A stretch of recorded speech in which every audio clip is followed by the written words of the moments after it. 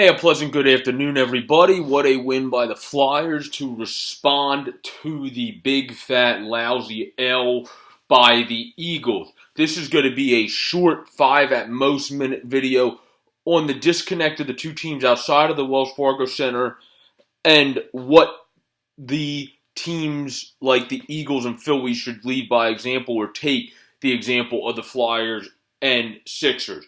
Let's put it this way. The teams in the Wells Fargo Center do not beat around the bush. Alain Vigneault tells you exactly as it is. Brett Brown most of the time says it really says it all the time exactly like it is. The only reason some people don't like Brett Brown was more because of results, not because of the fact that his personality fits fine with the city, in my opinion. Where Joe Girardi will fit good with the city. It looks like the Phillies are going to hire him. The Phillies just hired, finally, they just hired a guy to take over the scouting department in Brian Barber, and director of amateur scouting is no small move. That really matters. That is a big thing, especially when you fired a bunch of your scouts because you just don't like the way that they were picking talent. I mean, the Phillies, quite frankly, suck at recognizing talent. You had Charlie Morton on your team. Let him go. He started owning it. You picked Tyler Goodell in the Rule 5 draft, who wasn't much of anything other than a fielder and a quick guy. You picked Odubel, who's an egocentric idiot. And you just haven't picked either good personalities or good players since Glenn Tax got in there, where before that was a cream of the crop thing for the Phillies, where they got a Worth, a Victorino. So they used to be good at that. Even with Ruben, per se, they picked okay Rule 5 guys. Ruben just sucked in terms of destroying the farm system, where Glenn Tack stinks for a different reason. Glenn Tack doesn't really know what to do, and he's kind of stuck in a crossroads, it seems, where it seems similar for Howie right now, where he doesn't know what to do, and he's kind of stuck in a crossroads. And a lot of that's due because there's no communication between the Eagles and the fans. There's no communication really between the Phillies and the fans that well either. Where in comparison to the Flyers and the Sixers, there is great communication back and forth. It's not, oh, this dude's knee hurts. Or, oh, it's not beating around the bush to why someone's out. The Phillies got good at that, especially this season. They would kind of be forthright and tell you better, but they still weren't great where they would kind of say, this guy's arm's nagging. And it's like, well, what the hell does that mean? So, I think it's about fixing that disconnect with the city. And, I mean, nobody gets over a bad culture. That just doesn't really happen. I mean, there's not many teams, as I look at the time here because I have doctor's appointment, there's not many teams that can come over a bad culture. It just doesn't really exist. You have to literally be one of the best rosters of all time to come over a bad culture. Where the Eagles just 2 odd years ago had a great culture, but what happens is when you pay your quarterback, guess what happens? You can't fill out the rest of your team that well. It's fact. It's not being negative. It's literally just fact. Look at the rest of the NFL and don't come at me with Tom Brady because guess what Tom Brady does? Takes a pay cut. Most other quarterbacks don't do that. Tom Brady's a very much outlier in that world.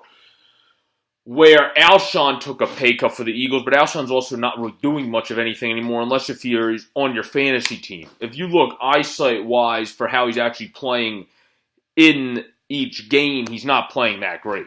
He's doing all right fantasy-wise, but that's fantastic. Who cares? If a guy's doing great fantasy, it doesn't necessarily mean he's doing great in the actual game. It could just mean that he caught 2 touchdowns from the 5-yard line or had 1 catch for 20 yards and then caught a touchdown. That's not the best game. That's just a decent game where he's supposed to be a much bigger factor than that. And the Eagles obviously missed Deshaun Jackson.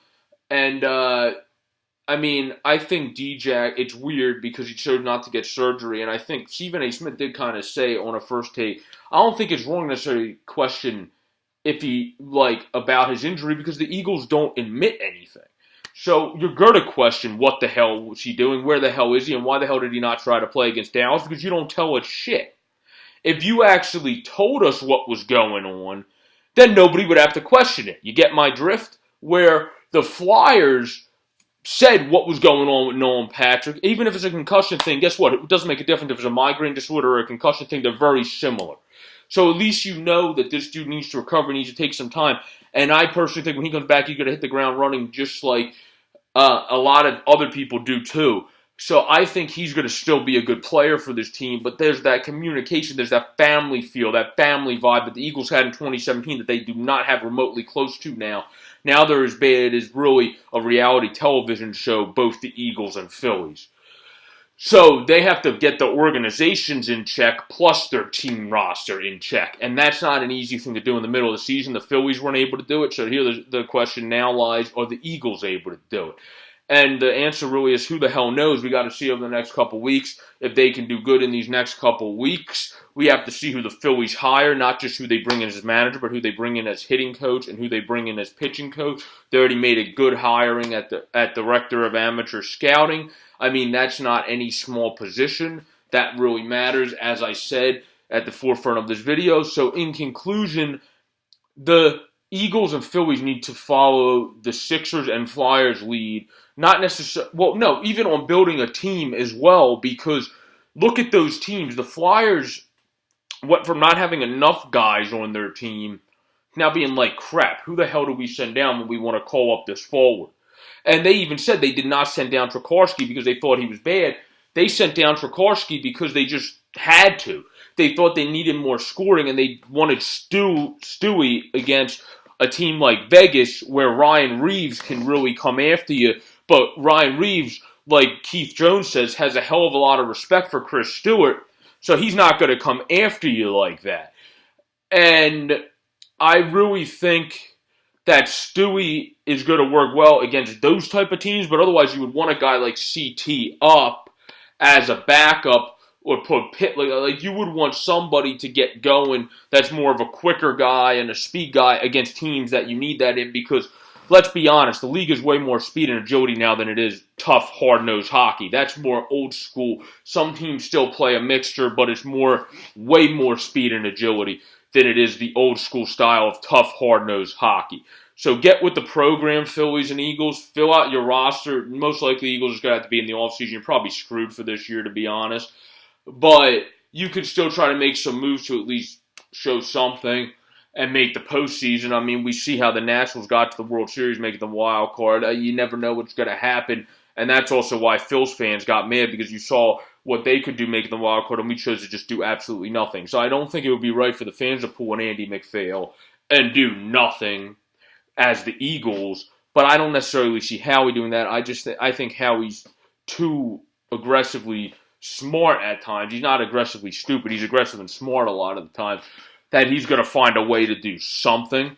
So where that's not the case with Matt Glentak and Andy McPhail whatsoever. They had a good offseason that, like Jim Salisbury and everybody said throughout the season, that did not even come remotely close to following into the regular season. So that's a big issue. But anyway, I let this video go longer than I said it was going to go. I was going to make it 5 minutes, ended up running on to 8 minutes. But have a wonderful rest of your afternoon, everybody. Peace.